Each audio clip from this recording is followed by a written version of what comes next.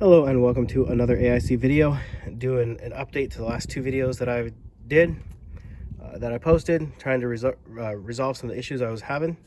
So I've been replacing some sensors. I have new O2 sensor installed, obviously. This is the old one. I installed a new throttle position sensor. This is the old one. I was able to adjust this to the correct level, but there was no more adjustment in it.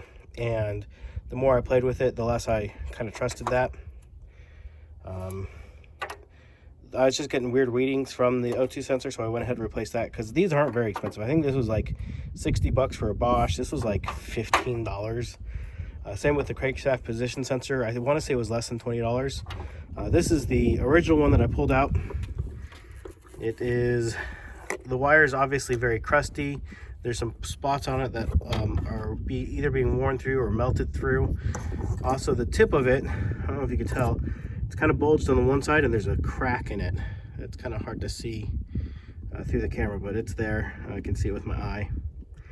The other problem I had with the crankshaft position sensor, I had a billy of a time trying to take it out because when I looked up in there and I found the bolts, this one's fine, but this one was a higher up one and it was already stripped out. And so it was really hard to get out there, and a lot of swearing and prayer is what helped me get it out. I have new ones coming. They should be here today, so I should be able to bolt the new one up. That's why it's here. It's plugged in, but it's not bolted into place, obviously, because I don't have the correct bolts to do that. Another thing that I did is, if I come up under here,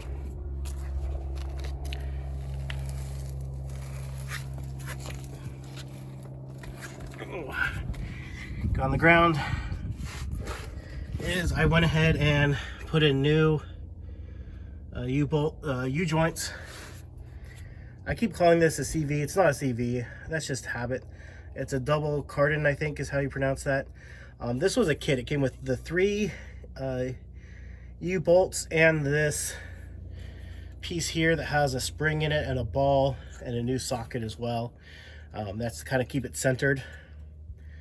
That was all part of a kit. I want to say it was like 90 bucks. And so just for the U-joints, I think it was a pretty good deal for just the U-joints, and then it included that piece there. So yeah, I think it was worth doing. This is where I'm pretty sure the noise was coming from. Somebody mentioned it coming from my rear axle. Those U-joints don't look very old. I mean, they're pretty dirty, but looking at them, the seals and stuff on them are still good.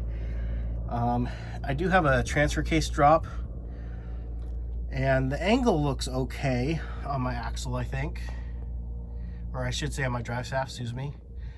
So, and the noise, the clicking noise, definitely came from the driver's side of the Jeep, which we're on here, more than the passenger side. So that's what made me think it was this. A couple of these U-joints. So the style that was on here had the greasable Zerk fitting here on the top of one of the caps.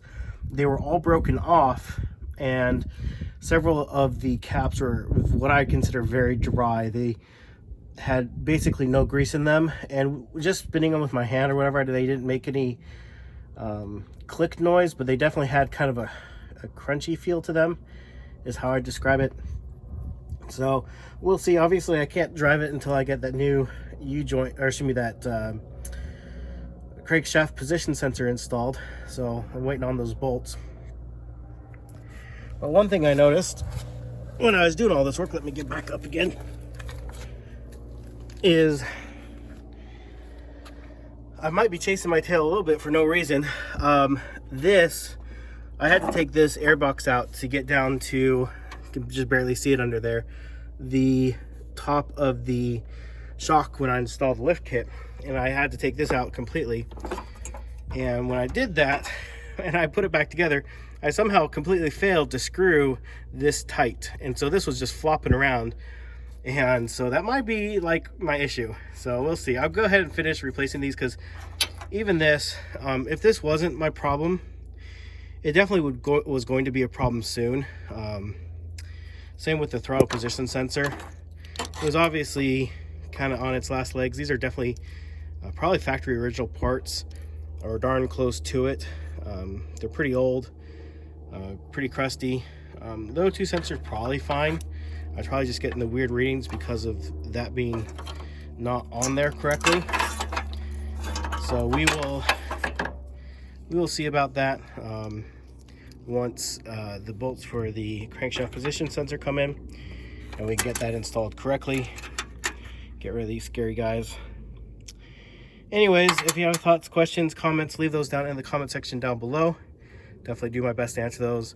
One of the other things I'm going to be doing today, possibly if I don't just crash out again, is replacing this guy. So when I hit the brakes, there's definitely a sink to the brake pedal after just a moment. And I've bled the brakes again and no air was coming out, and I don't have any leaks anywhere in the brake system. So it definitely, I think I need a new master cylinder. I have one, again, not very expensive, and doesn't take very long to go ahead and replace that. So I have all the stuff to brake bleed it, and we'll be getting that replaced probably today or tomorrow. Anyways, thank you for watching, and I hope you have an amazing day.